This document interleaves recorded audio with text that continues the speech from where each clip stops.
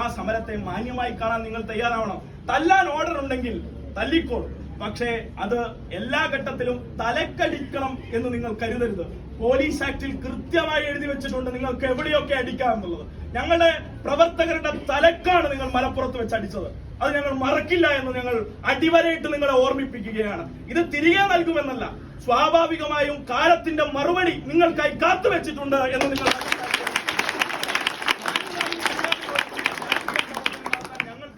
മാന്യമായി തന്നെ മാത്രമേ ഞങ്ങൾ മുന്നോട്ട് പോകൂ.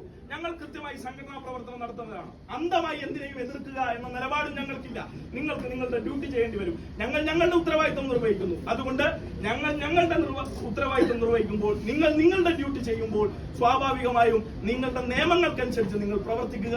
മനുഷ്യത്വ വിരുദ്ധമായോ നിയമങ്ങൾക്കപ്പുറത്തേക്കോ പോലീസ് ആക്ടിനെ മറികടന്നോ പ്രവർത്തിക്കാൻ നിങ്ങൾ തയ്യാറാകുമ്പോൾ സ്വാഭാവികമായും നിങ്ങൾ മനസ്സിലാക്കേണ്ടത് ഇത്തരം ആളുകൾ പോലീസ് ഫോഴ്സിന് ഒരു പുഴുക്കുത്തായി മാറും എന്ന് മാത്രം ഓർമ്മിപ്പിക്കുകയാണ്.